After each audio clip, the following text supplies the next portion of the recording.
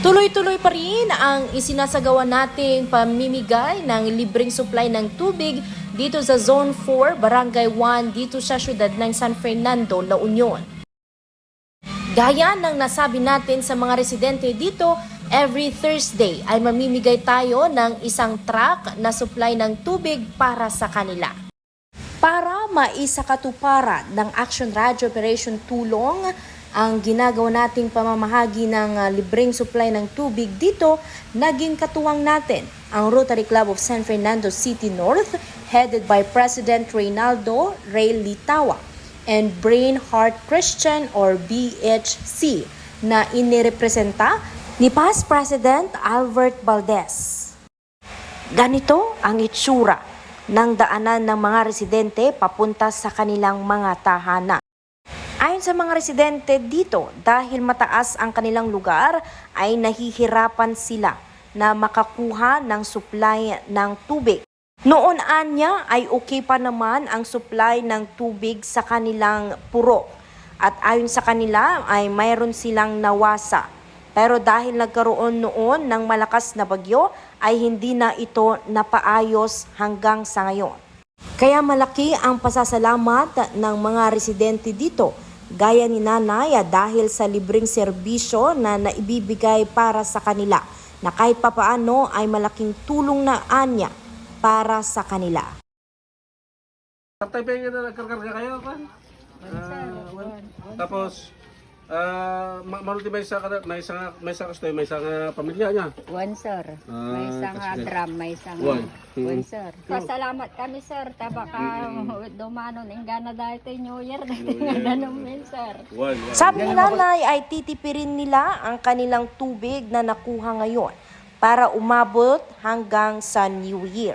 Sabi pa ni Nanay, mahirap ang ganitong kalagayan at ang kanilang sitwasyon.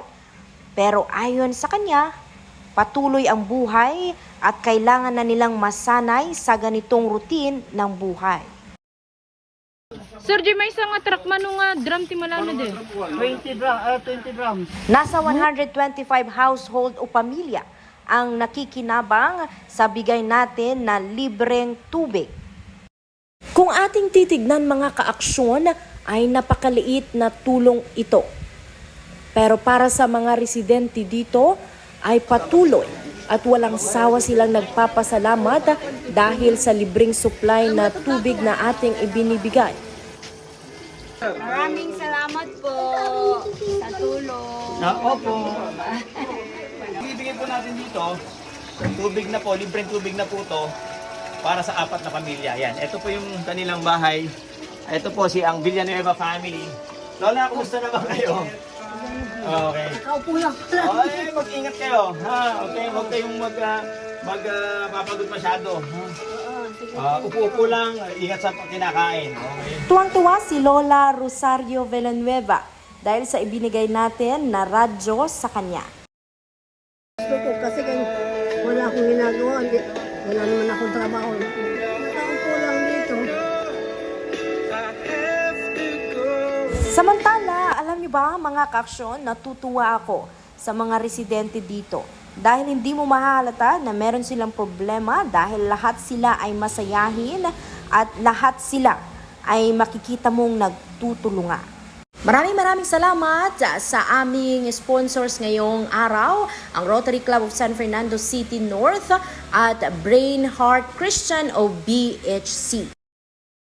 At syempre, kasama po natin ngayon, maraming salamat po sa ating sponsor ngayong araw, ang Rotary Club of San Fernando City North sa pangunguna po ng ating President, si President Ray Litawa. Sir, thank you, Mr. President. Alam ko na marami tayong mga proyekto tulad ng pagbibigay ng tubig. Walang anuman. Okay. Kailangan ng mga tao rito. Hindi nakakarating ng nawasa dito. Totoo. Kaya maganda itong joint project natin. Thank you very much, Mr. President. Siyempre, kasama din natin, katuwang din po natin, ang BHC, Brain and Heart of a Christian Learning Center. Ayan, nandito po sa pangunguna naman po ni Past President Albert Valdez. President Ray, aside from, alam ko na ang Rotary na sa isang focus po natin, ang water. At nagpapasalamat po kami sa Rotary Club of San Fernando City North at naka-align nga po yung kanilang proyekto sa pamimigay po natin ng tubig dito. Buhay yan ng mga